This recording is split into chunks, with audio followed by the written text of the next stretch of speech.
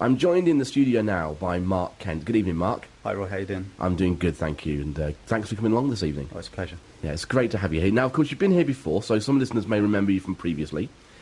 But just tell the listeners, what is it you do? Who are you? Officially, I'm a personal trainer, sports therapist, and I do nutritional education as well.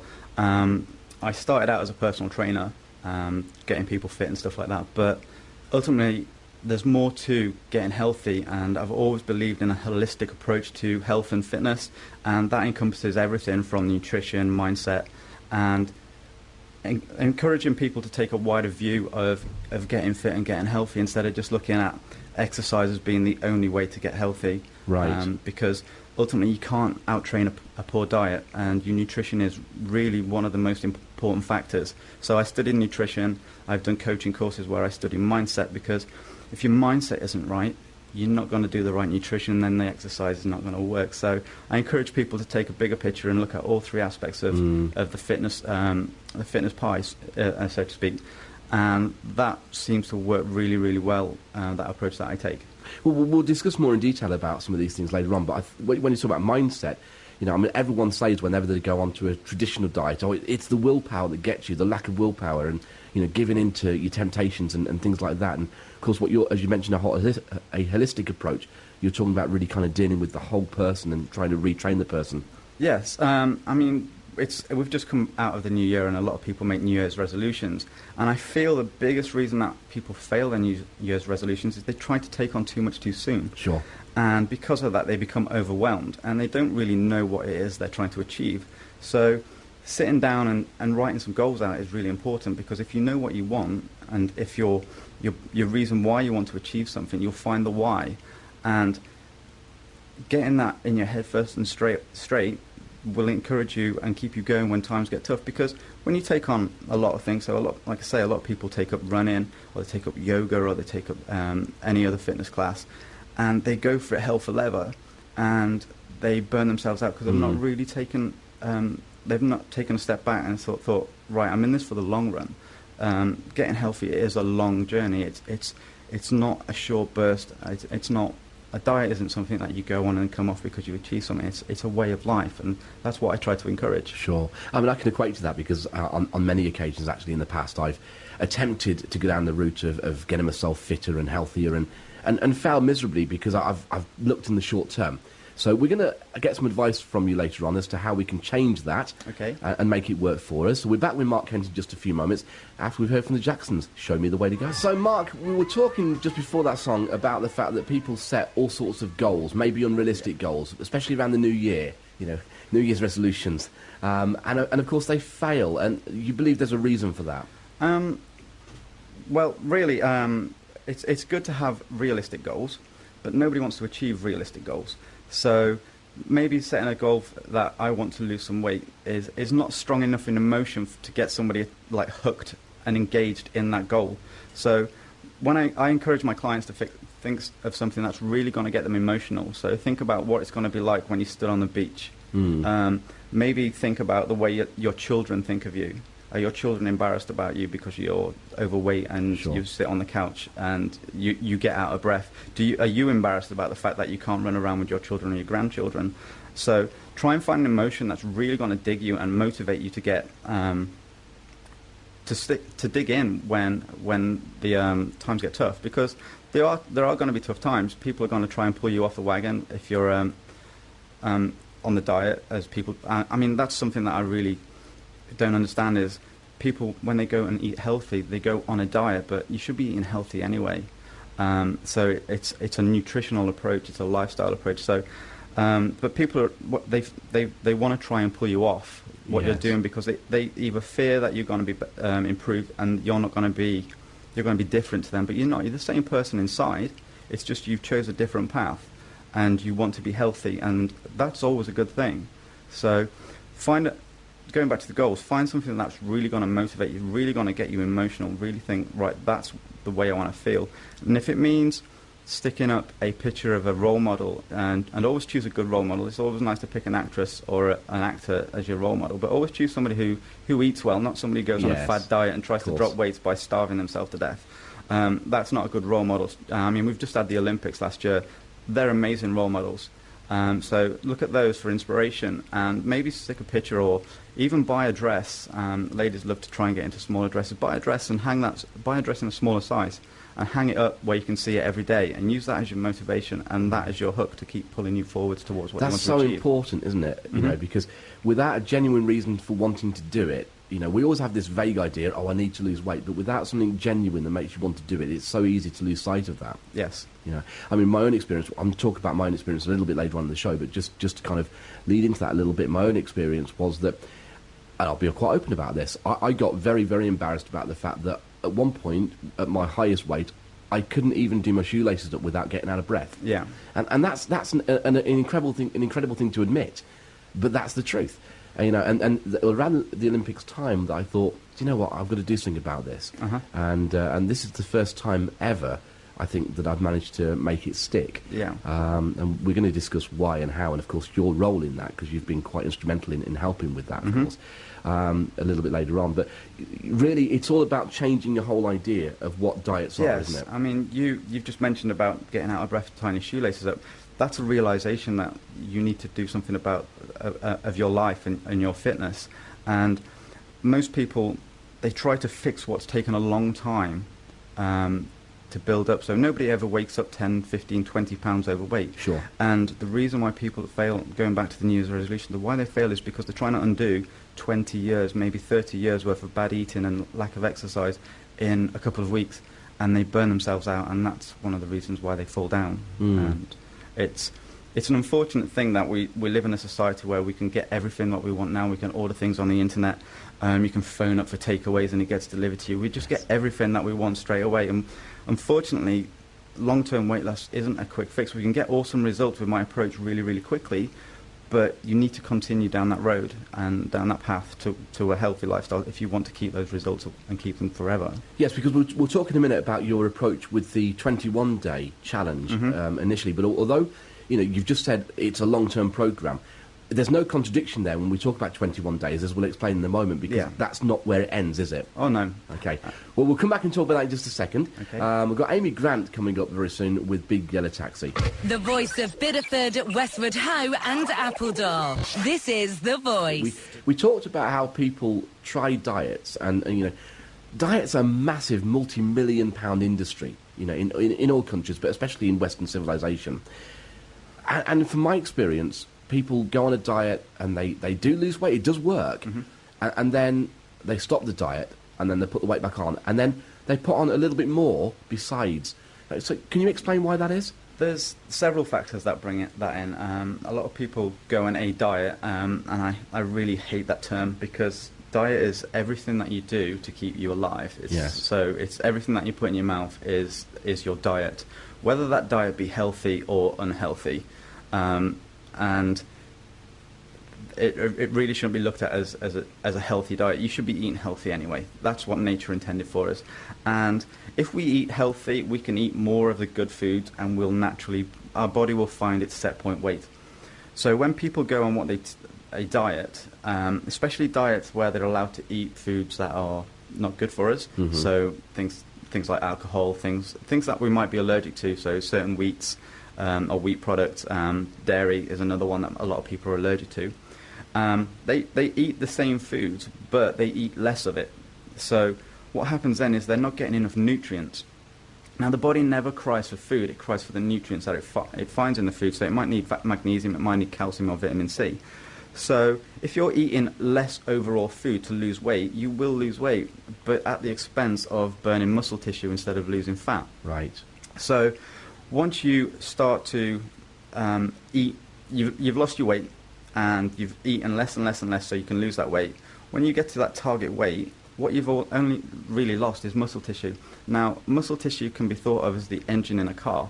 So if you have a big engine in your car, you're going to burn a lot more petrol, so you're going to burn a lot more calories, you can eat more food.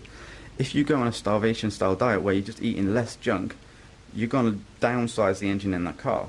But when you return to eating what you did, so say for instance your body's got a 3-litre engine, and you diet down to a 1 litre engine. If you go and then put 3 litres worth of petrol into your body every single day, you will end up as a 3 litre body again, but worse, because you'll not be able to burn the you'll not be able to burn the calories or the fuel that you put into your body, and then you get spillage. Now, if you keep putting petrol into your car's petrol tank and it's full, it'll go on the floor. If you do that with your body, it'll go into your fat cells, and that's why people lose weight, they return to eating normally, and they rebound to where they used to be, or worse. And because of the nutritional approach that our people often take with fad diets or calorie control diets or points-based diets or diets where you're allowed to have free foods, they're still eating toxic foods. Now, those toxins have to be put somewhere if they're not being eliminated, and they get put back into the fat cells. So you've poisoned your body with all these toxins, but the body cannot eliminate them. So again, your body just overproduces fat cells, so you end up bigger and you yo-yo past your set weight. And we were just talking about it off air. You were saying that you'd been on diets before in the past, and you'd lose some weight and you'd gain, and you basically lost heart. And that's where people get. They think that they're supposed to be overweight. Nobody's supposed to be overweight. We have a natural weight, and if we eat healthy foods and the foods that I encourage in the elimination of all toxins in the Eat Smart Diet solution, then people will naturally lose weight, and they won't feel hungry all the time, and they'll be happy and healthy, and that's the most important thing, I think. Oh, absolutely. I think that people underestimate actually how much of a psychological difference it makes in their life when they take control over the thing that's been burdening them, maybe for years. Yeah. You know? I mean, people often get stuck in like I say, it is a trap. You lose some weight, and then you return to eating normal, and you bloom back up and you lose some weight because you go on a different kind of diet. But nobody really ever gives healthy eating a long-term shot. If you eat healthy all the time, you will naturally lose that weight, and you escape the trap of being on this yo-yo and merry-go-round of diets, and you take control of your life. And once you take control of your life and food doesn't rule you, you will feel so much better inside, and you'll become more positive about everything, really. Sure. And it'll affect your whole life. It'll affect your performance at work. It'll affect your relationships. It'll affect your interaction with your children, the way you dress. So taking control of your nutrition by eating natural foods will encourage you to be more positive, because you won't be driving yourself to sickness. Of course. I want to come back in a minute and just talk a little bit more about the toxins that you've talked about, because I think a lot of people, including myself of some weeks ago, may be confused over what we mean by toxins. Okay. So, because toxins can be almost anything that's bad for our body, but we'll come back and chat about that in just a moment after we've heard from Adele and Make You Feel My Love. It's Roy Grimes here till 10 p.m. this evening. Don't forget Mandy Page is coming on at 10 till midnight as well. If you've got any questions for Mark, do feel free. I should have mentioned this a lot earlier, actually. Do feel free to give us a call, 01271 323 010. Maybe you have tried also to lose weight and have maybe succeeded and failed and succeeded and failed, a little bit like I have done. And maybe you have questions to ask of Mark, then feel free to give us a call, as I said, 01271 323 010. Or, of course, you can email studio@thevoicefm.co.uk. We were talking then about toxins, Mark, and a lot of people, like myself, may be a little confused by toxins, because I guess I think of alcohol and cigarettes as being primary toxins, but there are other things that maybe we see as being natural that could intoxicate, as it were, our bodies. Yes, you touched on smoking. Obviously, naturally, that is, everyone knows that's a poison. It's not good for us. And alcohol, when we drink a lot of alcohol, we become intoxicated. Sure. And that's why we fall over and we make silly, rash judgments, blah, blah, blah. But the other things that people might not realise is things like wheat. Now, wheat as a product, as a species, we've not really been eating it since maybe the last 10,000 years. When we started to farm, and our ancestors started to basically settle in places. Now, modern wheat has been spliced and engineered and genetically changed, so it contains more gluten. And gluten gives us that rise in the bread, so we get more fluffy bread. Trouble is, most of the species on the planet, most of the humans on the planet are allergic to gluten. So when we eat gluten, we get an allergic response, and our body's white blood cells become on red alert, because they think we've been invaded by something that we're not really supposed to be eating. And eating things like wheat basically can cause headaches, joint pain, back pain, water retention, bowel problems. IBS is a big thing through eating wheat. And if you think about what happens to wheat when it's been farmed, so the farmers spray loads of pesticides onto the wheat to stop it from being eaten by pests. Now, some of these chemical pesticides can kill things like cockroaches. Cockroaches are the only creature on the planet that can survive the equivalent of a nuclear blast, but as a human, we can't. Yes. So in time, we would die. So they're spraying these chemicals onto the food that we then eat. They then take it away and harvest it.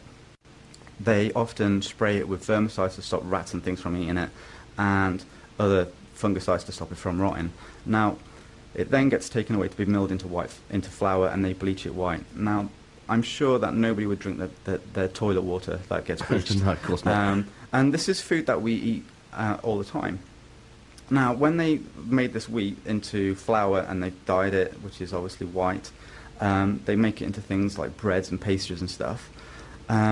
When it's been changed like this, so a whole grain is good if you're not allergic to gluten, but if you're eating a grain that's been milled into flour, you're basically eating sugar then, because your body doesn't have to digest it from the grain into sugar, because that's ultimately what it become. So you get a sugar high. Right. And that releases insulin. Now, the insulin's job is to store sugar. Now, if you've been exercising, you can get away with it, possibly, depending on the type of exercise. That sugar will be stored in your muscles and your liver. But if those tanks are full, so imagine your liver and your muscles like petrol tanks in the car. If they're already full, you're going to get spillage, and that spillage just goes into your fat cells. On the flip side of that, you now have low blood sugar levels. Your body will then instantly say, I need food, so you'll crave food. So not only are you eating a food that has been genetically engineered, bleached, sprayed with pesticides and chemicals, it's now going to give you sugar cravings, and it's going to cause you to have insulin responses. Do that enough times and it'll lead to insulin resistance, which ultimately leads you down the road of diabetes. Yes, cool. This is all from messing around with your blood sugar levels. Other things that most humans are allergic to is dairy. Again, we haven't really been drinking milk, especially on the quantities that people drink, since maybe a few 100,000 years. And the modern milk today has been highly farmed, so the cows are highly farmed.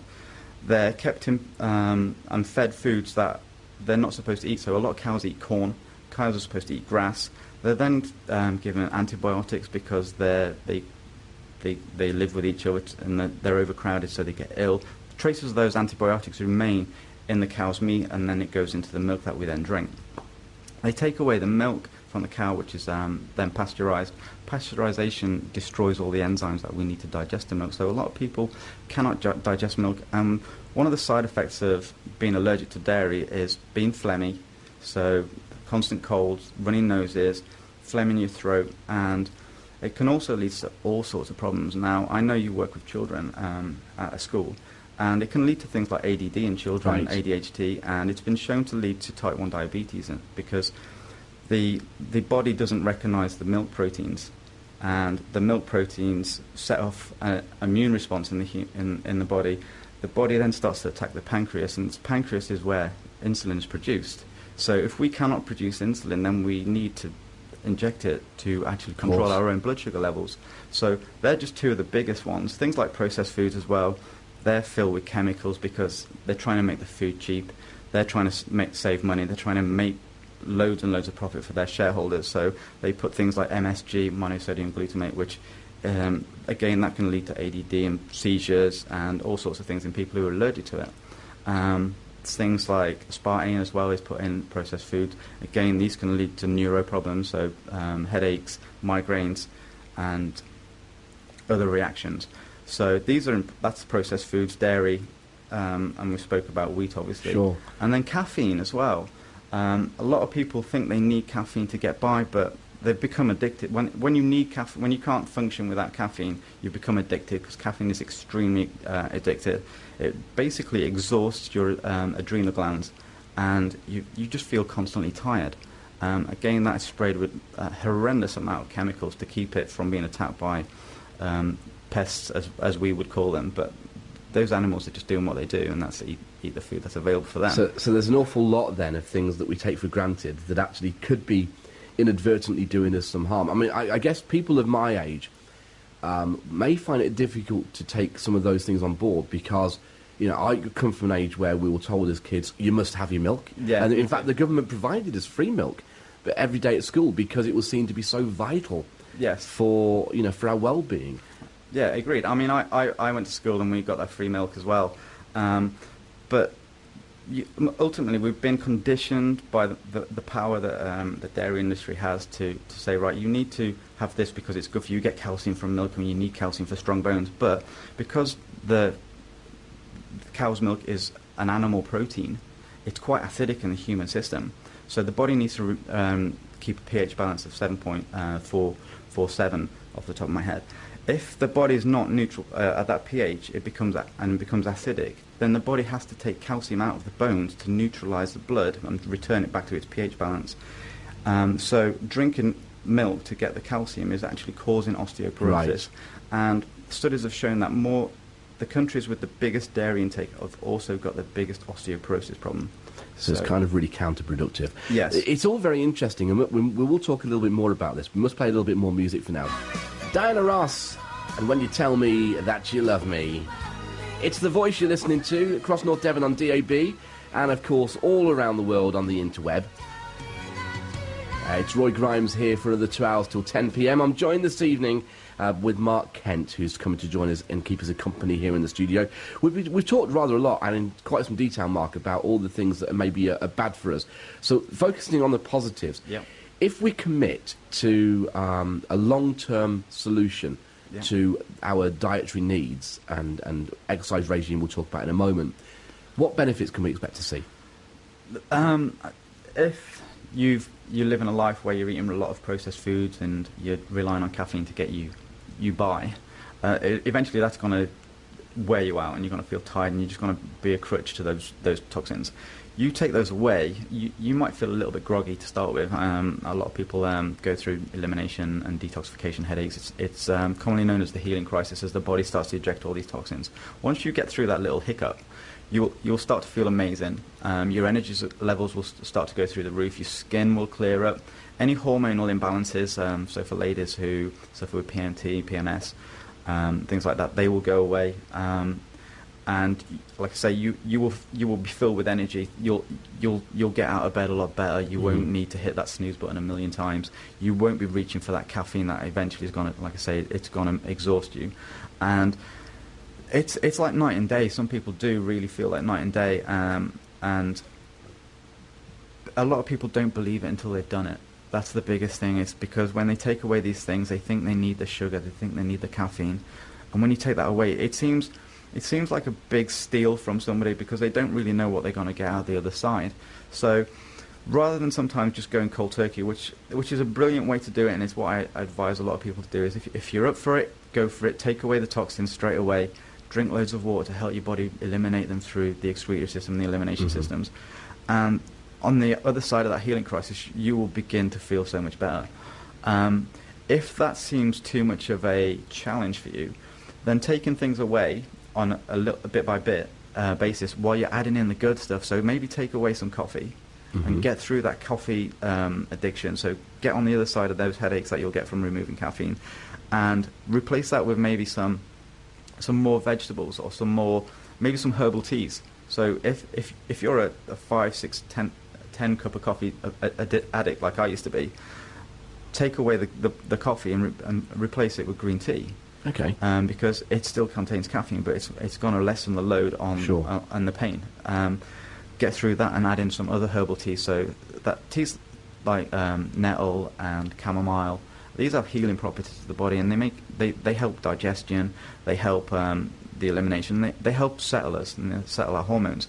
Then once you've got over that, you can maybe take away something else that you know that you shouldn't really be eating. And again, it's just swap out the bad for the good, and eventually you'll feel so much better.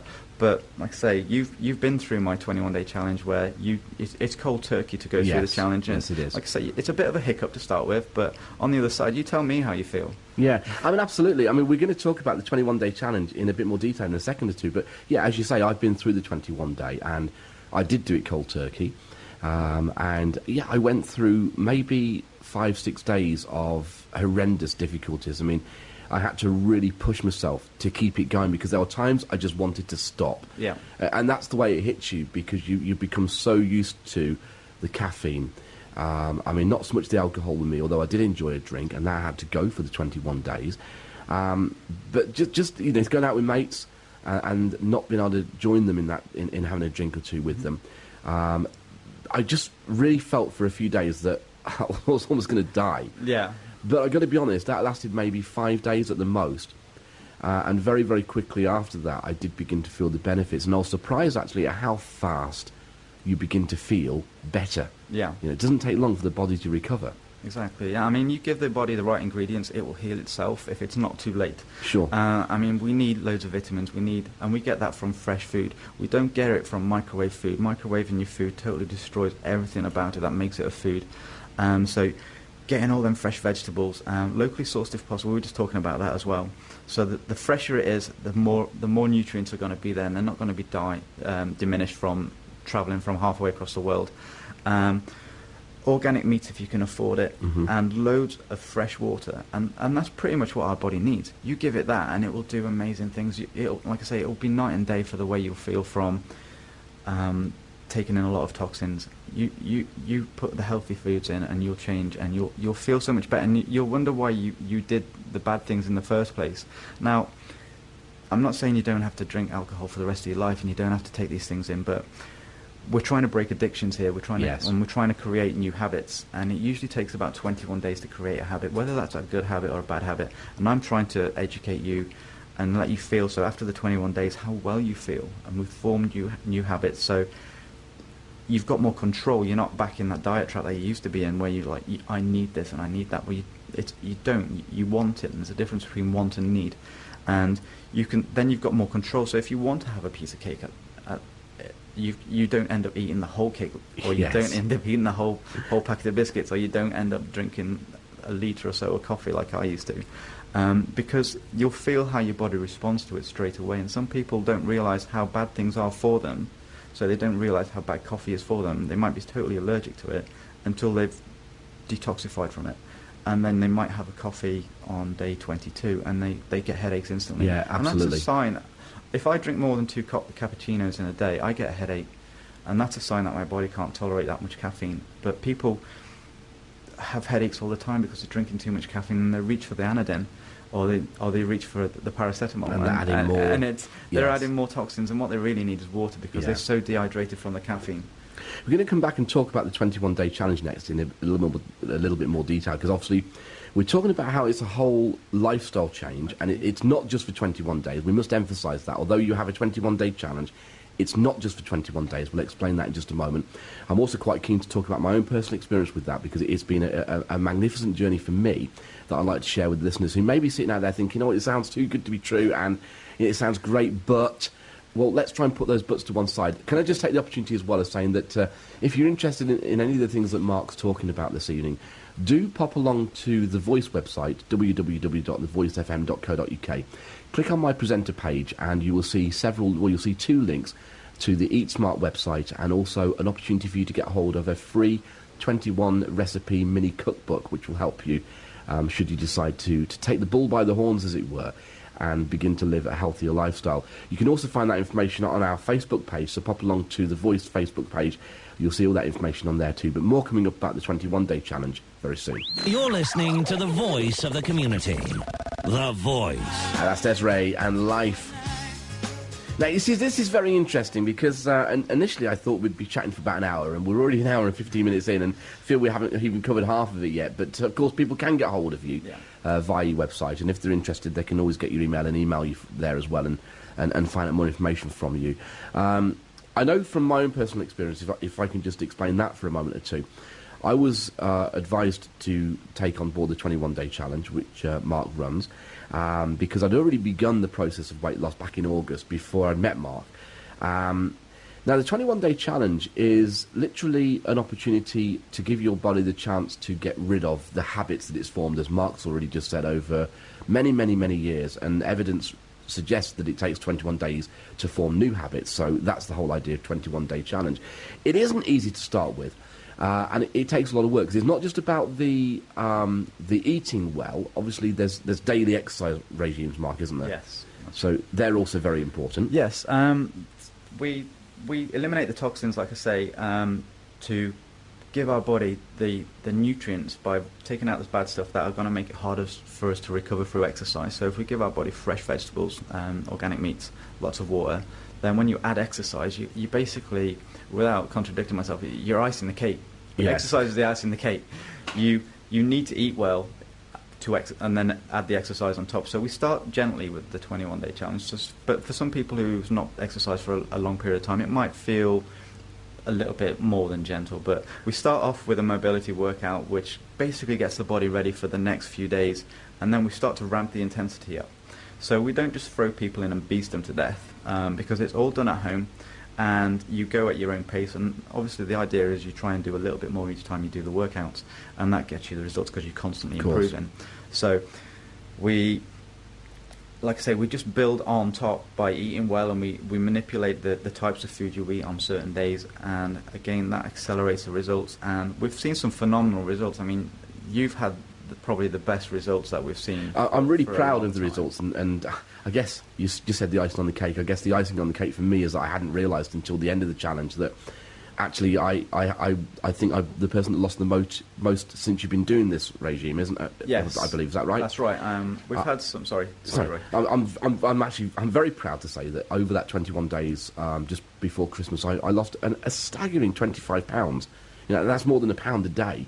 It's incredible. It was phenomenal, and I mean, I'm over the moon for the results you've got, and I mean, it's a massive testament to the fact that what people can achieve when they follow the nutrition principles that I give them in the Eat Smart Diet solution, and the exercise program. And like I say, we follow a sequence of metabolic workouts which ramps up the metabolism, and it helps against. When you speed your metabolism up, it's like putting a bigger engine in your car. You get a little bit more muscle tissue, and that means you're going to burn a lot more fuel. Mm-hmm. And that means you're just going to be accelerating your fat loss by, instead of just trying to starve it off you, we're actually burning it off as well by ramping up the metabolism for up to 36 hours. I mean, what's the word I'm looking for?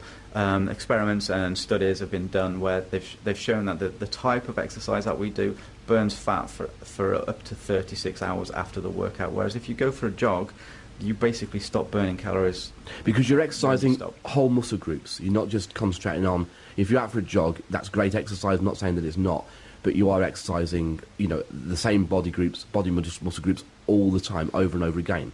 Yes. Whereas what you do is rotating it, isn't it? Yeah, we're doing full body exercise, because if you incorporate the whole body, it's a lot of body to move. So if you move in just like you're doing full squats, or you're doing things like burpees, you're working the body in the way it's supposed to move as a species. Whereas if you just go to the gym and sit on a cycle, you're only working the legs. Sure. And while you might be burning a few calories, you're not going to keep that calorie burn going on for afterwards. And the reason why I do the things we do with the workouts is because it burns so many more calories in the long run, and that's why we see phenomenal weight losses like yourself. And the bonus of it is without actually targeting the abdominal muscles. Everybody likes to have a six-pack and get toned abs and get a little bit leaner in the midsection. We don't really target. There's no sit-ups, there's no crunches, but the amount of inches people lose from their waist, because the way we deal with that with the nutrition, and if your nutrition's right, your hormones will be right, and you won't store fat in your waist. Of course. And before everyone kind of jumps on the bandwagon, which they're bound to do, and say, yes, but losing that much weight that fast, it isn't healthy. How would you combat that? Well, when I encourage people to eat the way I say, it's like, how can it be unhealthy when all you're eating is vegetables, meats, lots of water, and you can eat. I don't say to people you can only eat X amount of calories. I don't believe in calorie counting, because the amount of calories you burn will be dictated about the way your hormones are working. Mm-hmm. So for instance, if you're stressed, your thyroid output will go down, because there'll be a cascade where cortisol goes up. Cortisol will lower your testosterone levels. If your testosterone levels go down, your estrogen level goes up, and that will dictate the speed of your thyroid. And everybody knows that the thyroid, if you've got a sluggish thyroid, you will gain fat. Yes. Now, by eating the way I say, we speed everything up in the body, so it starts to lose fat naturally. And granted, in the beginning, I'm not going to try and lie to people. Not all of the weight will be fat, because you'll be losing stored toxins, which are stored in your fat cells. So you'll lose water weight from the toxins that are stored in your fat. So you stop poisoning yourself, which is, in the long run, is the most important part, because you imagine having a goldfish bowl and every day you just put dirt in there. Eventually the water's going to go cloudy and die, and that's what happens to us. If you keep pouring toxins in, our body becomes like a goldfish bowl and things start to go wrong. Whereas eliminating the toxins and drinking lots of water, vegetables, meats, and exercise, and loads of fresh air if you can get it, you're giving the body what it needs to thrive. And basically the weight loss is natural. It's not forced. Again, you can eat as much food as you like. And when you eat in the foods that I say, you'll naturally feel fuller, because you're not constantly insulin, living off your insulin. Absolutely, and I can, I can definitely equate to that, because whilst I'm not pretending that it's not hard to do, to make the changes that I had to make, it is hard. It is hard work. But actually, from a weight loss point of view, every time I stood on the scales or every time I took measurements, I was staggered. I wasn't expecting at any time to see the amount that had happened, because that came as a natural progression from what I was doing. And I was concentrating on the work. I was concentrating on what I was doing to my body in terms of what I was taking into it and what I was giving out in the form of exercise. And that's where my focus was. And the weight loss became second nature, and more of a natural process that was as a result of everything else that was taking place. Of course, the key thing is then to not give up on that lifestyle once the 21 days is finished. What we'll do is we'll come back to Mark for a summary on that in just a few seconds after we play Mika. So that's Mika, Origin of Love. So, Mark, I want to thank you for coming in this evening. It's been a truly educational evening. I hope the listeners have found so too. I hope, obviously, we've just been saying how enthusiastic you obviously are about all of this. Yes. When it's your life, isn't it? Exactly, yes. And how enthusiastic I've become. Actually, it's bizarre that, because thinking back, if someone had said to me just 12 months ago that I'd be sitting here holding an interview about fitness and weight loss and general health and being enthusiastic about it, I would never have probably believed it. But my life has changed as a result of the weight I've lost and as a result of my changed psychology about who I can be and the belief that I can be now what I actually want to be. And that does excite you. It is. It's really. I mean, like I said, I've said to you when we've been off air, it's like, it's when you eat well, you feel amazing, and there's such a positivity about life, because you especially when you've come from a place where you've been like you were just talking about. It's like you realise how much more there is to life when you've got energy and you can do things, and that's when you fuel the body right. It's like, again, we'll go back to the car scenario. If you had a Lamborghini, you wouldn't put cheap petrol in it. No, of course not. And that's the trouble is, most people look after their cars better than they look after the body, and they wonder why it breaks. That's the truth, yeah. And oftentimes it takes something bad, so maybe the big C, or maybe diabetes, or some kind of heart disease, or something like that, before people realise that they need to start doing something. But again, those sort of diseases are just a long, slow, gradual decline to unhealthiness, and it all starts with the food that we eat. 95% of disease that we have, we don't catch disease, we create it, and 95% of this is caused by the lifestyle we lead and the food that we eat, and there's countless studies that show that. So really, in summary to what we've been talking about this evening, I guess it'd be true to say that the primary thing here is a mental change, a psychological change almost, to how you view diet and health and fitness. It's not a short-term thing. We're out on this earth, if we're lucky, for 70, 80, if we're lucky a little bit more than that, years. So it's got to be a lifelong work to keep that going, isn't it? That's right. I mean, like I say, you don't have to stick 100% for the rest of your life to your my nutrition rules, because I'm human, and I will eat some cake and I might have a cappuccino. But if you're 90% true to the things I say, you will be healthy for a long time. And like I say, you can enjoy that piece of cake if you want it. But once you get over that 21 days, that jump start that we use with the 21-day challenge, you'll realise that you don't need chocolate. You don't need cake. You don't need caffeine. You want it, and when you don't live, when you're not addicted to it, you can enjoy it more. Yes. Because how many times have you had a chocolate bar and you've just eaten it for the sake of it being there? Whereas now, if you have a chocolate bar after the 21 days and you've cleaned yourself out, you can enjoy it and you can appreciate it more. And actually, the tastes of things come back, I found. Not just of the things like the chocolate, the extremes, but even noticing the natural taste within veg that actually I hadn't noticed before. Because of the way that I'm cooking them, making sure that I cook them properly, not overcooking them, and just becoming more used to simplifying my food intake, not putting loads and loads of extra things into it, all the rich sauces. You can taste things again, and it's marvellous to taste that. Your taste buds start to come back, and you can taste the natural flavours coming out of things, because eating processed foods, it's so hammered with MSG, which is a flavour enhancer to bring it out, the flavours in these bland foods. When you start to get rid of that, and your body can start to really appreciate the foods that nature has given us. I mean, you can rustle up a nice little stir fry, throw in some herbs and spices, and you can have an amazing meal with just a few veg. You don't have to overload it. Exactly, and it tastes good.